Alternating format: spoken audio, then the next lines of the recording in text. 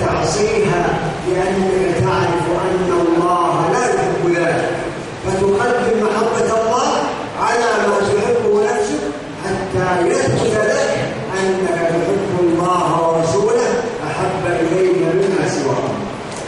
Berikutnya, kecintaan kita kepada Allah dan Rasulnya.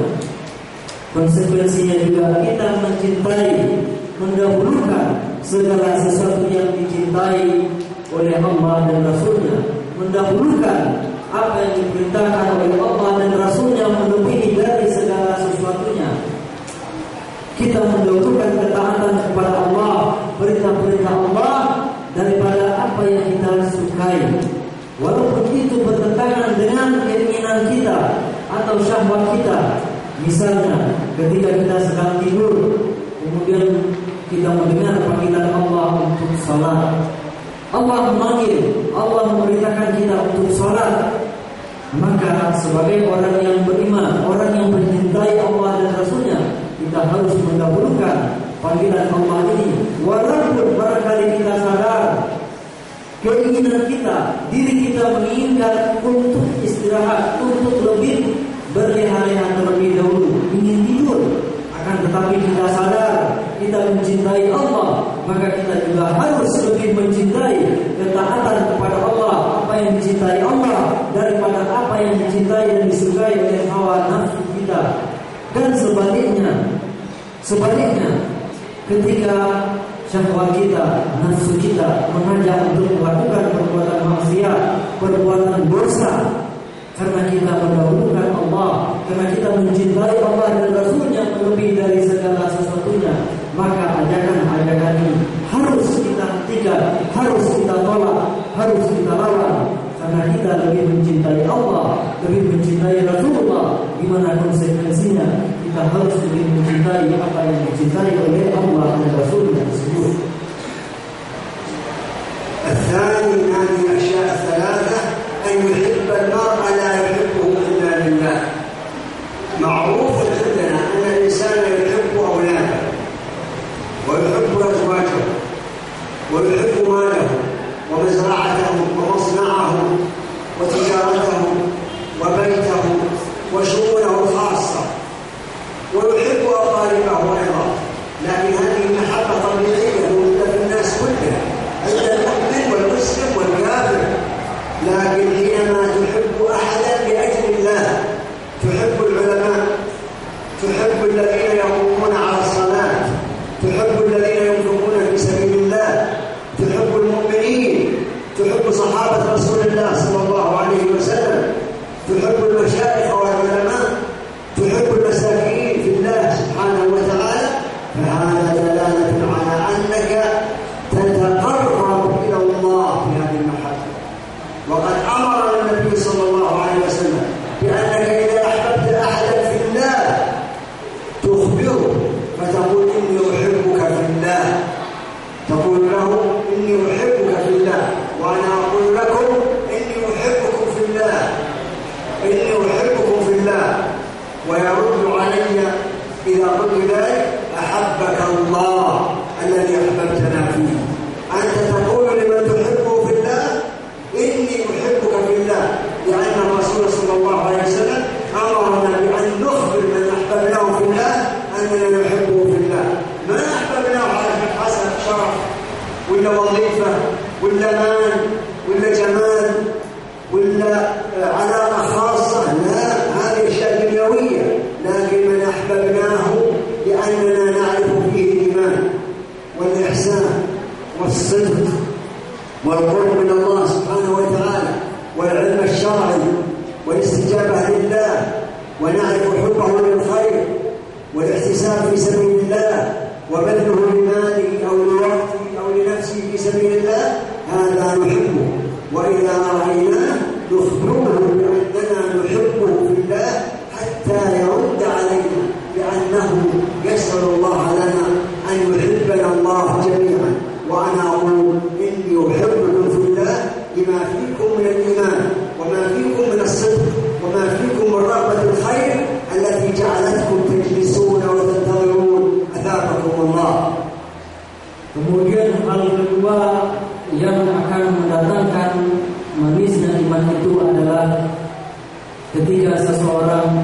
mencintai orang lain semata-mata karena Allah. Bahwa seseorang mencintai anaknya, mencintai saudara-saudaranya, orang tuanya, karib kerabatnya, atau orang-orang khusus yang berkaitan atau memiliki hubungan khusus dengan dia, ini adalah sesuatu yang manusiawi, sesuatu yang normal, wajar, terdapat pada setiap insan, baik umat Islam, orang beriman maupun orang kafir.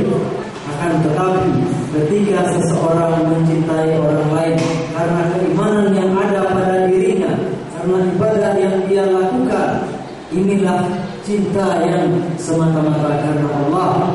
Oleh karena itu kita mencintai para ulama, kita mencintai orang-orang soleh, kita mencintai orang-orang yang sholat, orang-orang yang rajin beribadah, mencintai para sahabat Nabi Muhammad SAW, orang-orang berilmu dan orang-orang yang melakukan kebaikan dan melakukan amar ma'ruf dan nahi munkar. Kita mencintai mereka semua. Kita cintai mereka bukan karena ketampanannya, bukan karena hubungan tertentu, bukan karena maksud-maksud duniawi, bukan karena kedudukannya, bukan karena keuntungan yang kita harapkan, akan tetapi semata-mata karena kesalehannya, karena semua yang didermakan atau dikeluarkannya atau dikorbankannya demi tegaknya agama Allah ini. Dan Rasulullah SAW memerintahkan kepada kita, apabila kita mencintai orang-orang karena Allah, maka kita sampaikan kepadanya, inni uhibbukum fillah, saya mencintaimu karena Allah. Maka orang yang mendengar, orang yang kepadanya kita sampaikan itu, dia pun menjawab, semoga Allah mencintai Anda, semoga Allah yang telah membuat kamu cinta kepada saya karenanya juga mencintai Allah dan juga mencintai Anda. Ahabbakallahu alladzi ahabbani fi, semoga Allah juga mencintai Anda yang telah membuat Anda mencintai saya karena Allah. Rasulullah SAW mengajarkan ini semua kepada kita. Oleh karena itu, jemaah yang berhadir, saya sampaikan kepada Anda semua, uhibbukum fillah, saya mencintai Anda semua karena Allah, karena kehadiran Anda di sini, di masjid ini, di majelis ini, dalam rangka ketaatan kepada Allah, menambah keimanan kita kepada Allah, menambah maklumat atau ilmu kita tentang agama Allah ini. Saya katakan kepada Anda, uhibbukum fillah. Apa jawabannya? Ada yang bisa mengajarkan? Dan masalahnya, ahabbakallahu alladzi ahbabtani fihi. Ahabbakallahu alladzi ahbabtani fihi. نعم، لا أنا ليس بيني وبينكم نسب، لست أبا ولا أخا في النسب، وليس بيني وبينكم معاملات مالية، وليس بيني وبينكم مصالح اقتصادية، وليس بيني وبينكم منافع دنيوية، وإنما بيني وبينكم أعلى من ذلك، وهو الأخوة في الله. إنما المؤمنون إخوة، كلام ربنا سبحانه وتعالى، وهذا أعظم على أخوة الدين. أخوة الدين تفوق أخوة النسب. الله سبحانه وتعالى لما قال نوح عليه السلام وإن ابني من أهلي، قال الله إنه ليس من أهلي. نوح عليه السلام يخاطب ربه يقول إن ابني من أهلي وإن وعدك الحق وأنت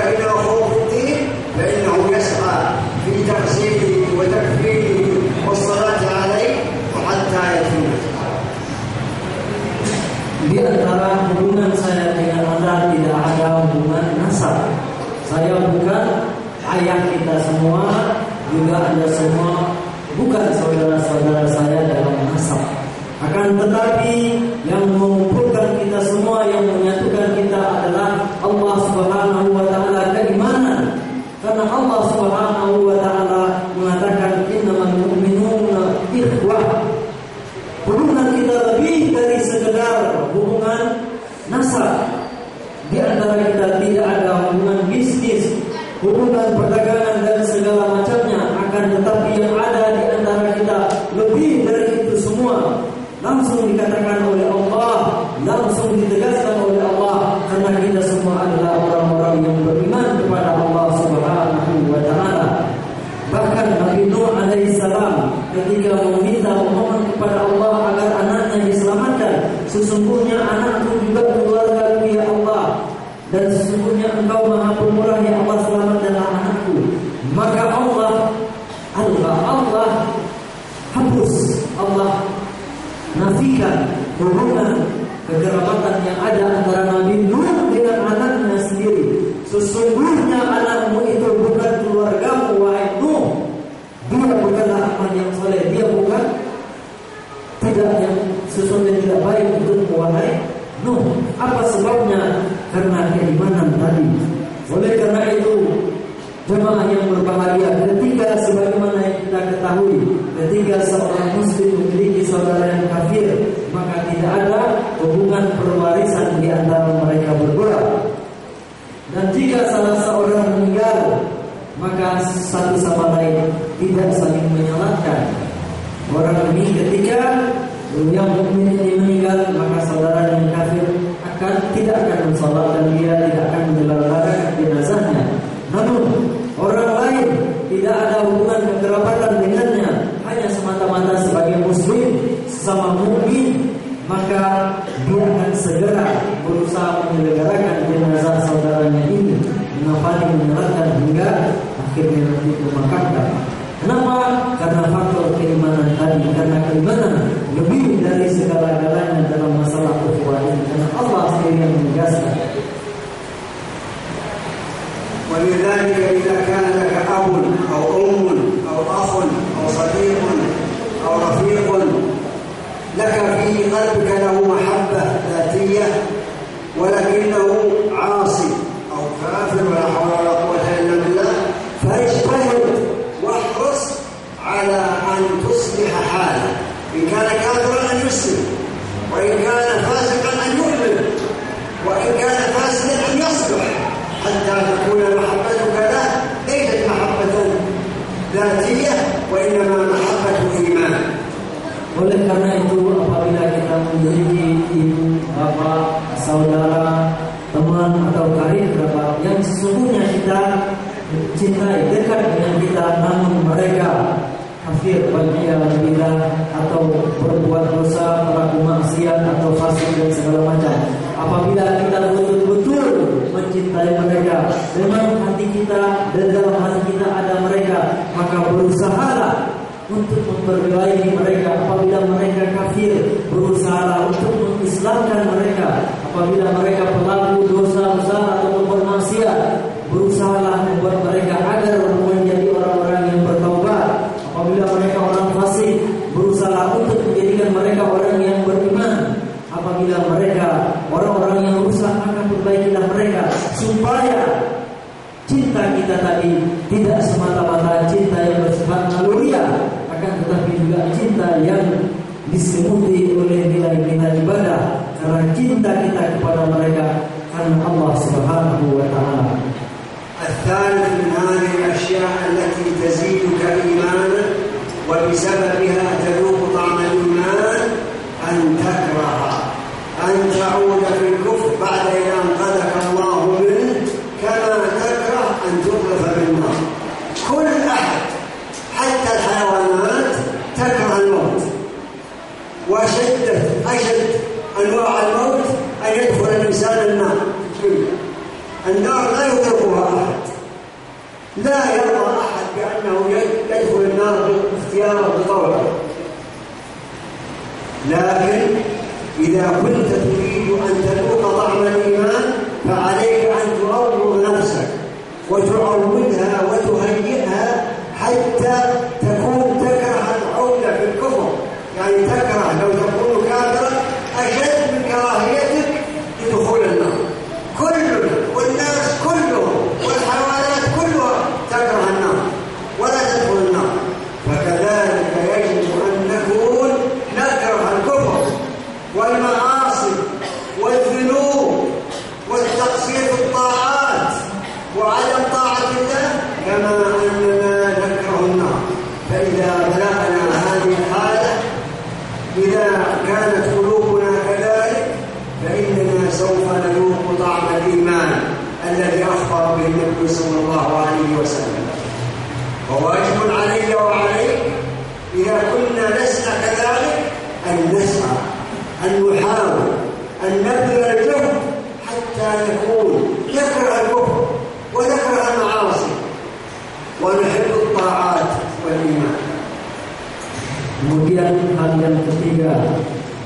dapat atau yang akan meningkatkan keimanan kita kepada Allah dan yang akan membuat kita dapat merasakan betapa manisnya keimanan itu adalah, kata Rasulullah tadi, bahwa seseorang itu membenci, menjauhi kufuran setelah Allah menyelamatkan dia dari kekafiran itu, sebagaimana dia membenci, tidak suka dicampakkan ke dalam api. Sesungguhnya tidak ada di antara manusia ini yang ingin atau yang tidak takut terhadap kematian. Tidak ada yang tidak membenci kematian. Bahkan hewan pun tidak mau mati. Dan seburuk-buruk atau mati yang paling menakutkan, termasuk mati yang paling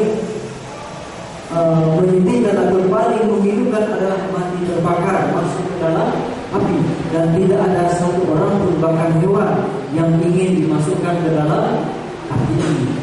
Nah, ketika seseorang ingin meningkatkan keimanannya atau ingin merasakan keimanan itu, maka dia harus bisa membenci perbuatan maksiat, membenci perbuatan kufur, membenci kemalasannya dalam beribadah kepada Allah, membenci kekurangan kita dalam taat kepada Allah, melebihi benci kita terhadap kematian. Ketika itu sudah bisa kita dapatkan, maka pada saat itulah kita akan merasakan betapa manisnya keimanan.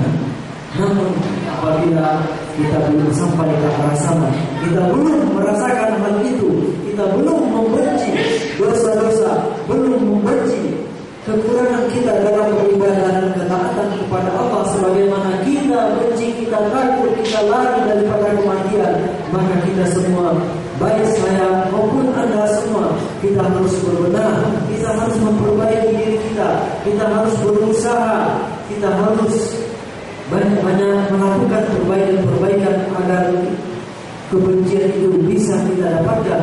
Kebencian terhadap segala macam maksiat dan kekurangan dalam perbuatan kepada Allah bisa kita dapatkan, sehingga kita betul-betul dapat merasakan manisnya keimanan kepada Allah Subhanahu wa taala.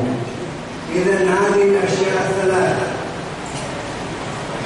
أن تحب الله أحب إليك مما سواه، وأن تحب المرء لا تحبه إلا لله، وأن تكره أن تعود في الكفر كما تكره أن تقذف في النار. يجب أن تكون في داخل عقلك وأمام عينيك دائما، لأنها تدلك كيف تذوق طعم الإيمان وكيف تجده في نفسك. فحاول نفسك مرة بعد أخرى وهيئها حتى تجد الأشياء فيك، فإن كانت موجودة فالحمد لله والفضل له، وإن كانت غير موجودة فحاول مرة بعد أخرى حتى تتحصل على هذه المنزلة العظيمة التي بينها النبي صلى الله عليه وسلم. Oleh karena itu ketiga hal ini, yang pertama tadi mencintai Allah dan Rasulnya melebihi kecintaan kita dari apa saja. Kemudian mencintai seseorang semata-mata karena Allah, dan dia membenci kekafiran melebihi benci kita terhadap kematian, atau melebihi ketakutan kita, kebencian kita terhadap atau ketakutan kita ketika hendak dilemparkan ke dalam api. Ini semua harus dekat dengan ingatan kita, harus selalu kita ingat, harus selalu tersimpan dalam benak kita dengan baik, dan selalu kita ingat supaya kita senantiasa bisa introspeksi diri. Apakah ketiga hal ini sudah ada pada diri kita semua, sehingga kita bisa mendapatkan kemanisan iman yang telah dikatakan oleh Rasulullah, supaya kita bisa mendapatkan derajat yang tinggi ini. Apabila ada, alhamdulillah, segala puji kita aturkan kepada Allah. Apabila ternyata masih jauh dari kita, mari kita berusaha untuk memperoleh segala hal ini. Setiap waktu kita selalu introspeksi, berusaha mendapatkannya dan meningkatkan ketiga hal tersebut dalam diri kita, sehingga kita mendapatkan kemuliaan yang telah disampaikan oleh Rasulullah tersebut. Wa inna mahabbatal iman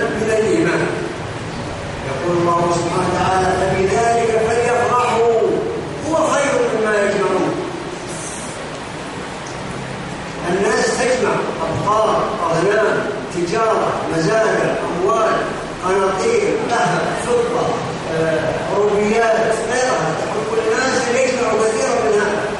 لكن الله سبحانه وتعالى قال إن الفرحة ليست في أمور الدنيا،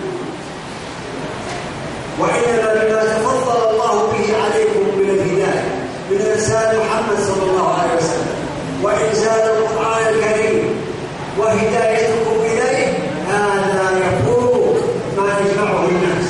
الناس يتنافسون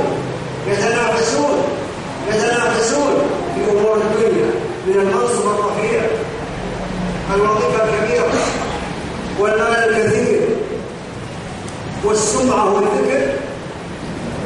ولكن الله سبحانه وتعالى قال في ذلك فليتنافس المتنافسون درجات الآخرة.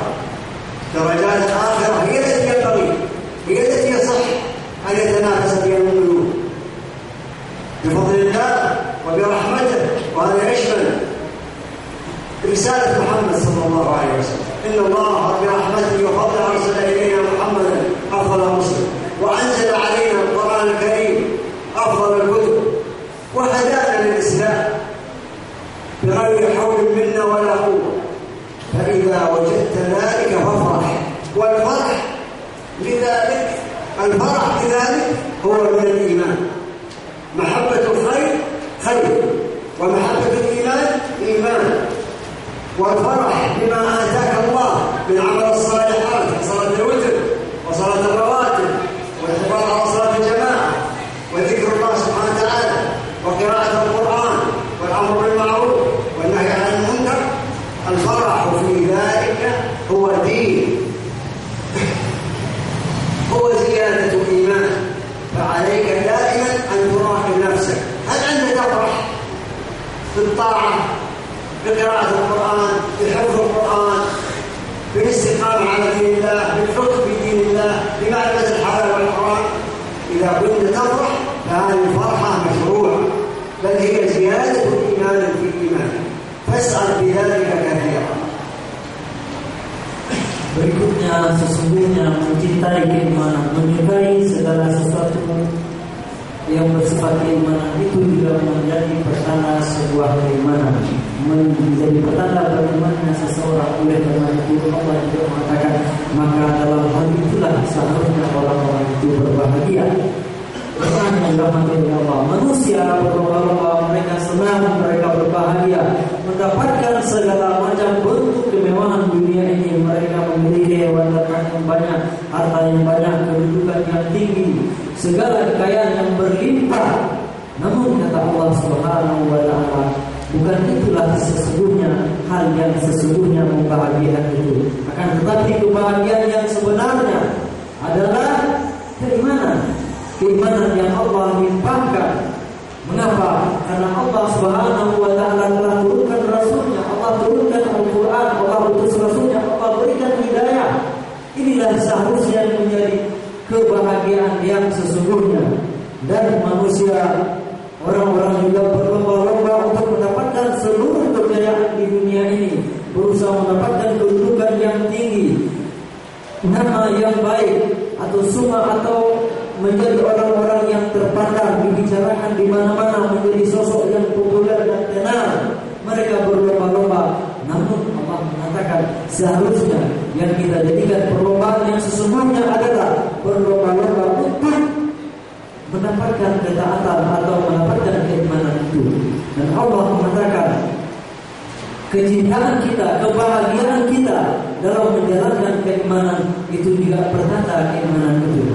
Oleh karena itu jemaah yang berbahagia, apabila kita merasakan bahagia setelah melaksanakan salat, bahagia setelah berzikir kepada Allah, setelah membaca Al-Quran, setelah mempelajari agama Allah, setelah mendalami ilmu agama ini, bahagia kita rasakan, maka itu pertanda sebuah keimanan atau pertanda kita adalah orang yang beriman. Apabila tidak, maka artinya ada sesuatu yang harus kita benahi dalam diri kita. Usahakan kita mendapatkannya. Kita berbahagia dengan semua ketaatan yang kita jalankan kepada Allah. Karena itulah sesungguhnya kebahagiaan yang hakiki yang disampaikan oleh Allah. Bukan kebahagiaan yang sifatnya hanya duniawi dan sementara ini. نعم. وما جلوسنا في هذا المسجد وبقاؤنا هذا الوقت واجتماعنا اجتماع على الخير وزيادة في الإيمان، فلنسعد جميعا. وإني والله أغبطكم على أن حضرتم واجتمعتم ودفعتم من وقتكم جلوسا في هذا المكان عبادة لله سبحانه وتعالى وقربا إليه، فلنفرح ولنسعد ولنطمئن نفوسنا وقلوبنا بأننا تعبدنا لله في هذا المكان قربة لله، نسأل الله أن يثيبنا عليه. Dan pada malam hari ini kita berkumpul di masjid ini dalam majlis ini dalam rangka beribadah kepada Allah, dan sesungguhnya saya iri kepada anda semua karena anda semua datang dengan niat yang ikhlas, dengan maksud untuk beribadah kepada Allah.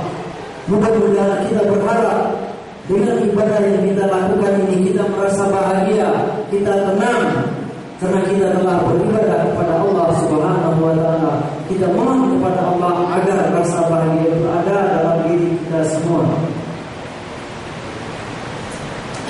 وأخيرا نسأل الله سبحانه وتعالى الذي جمعنا في هذا المكان أن يجمعنا في جنات النعيم، وأن يوفقنا للعمل الصالح، وأن يوفقنا لمعرفة الحق وقبوله، لمعرفة الحق وقبوله، وأن يرزقنا العمل الصالح الذي يرضاه الله سبحانه وتعالى، وأن يجعلنا من عباده الصالحين، وأن يجعلنا ممن استعملهم الله سبحانه وتعالى بطاعته فنحيا مسلمين ونموت مسلمين ونبعث مع الأنبياء والصديقين والشهداء والصالحين وحسن أولئك رفيقا.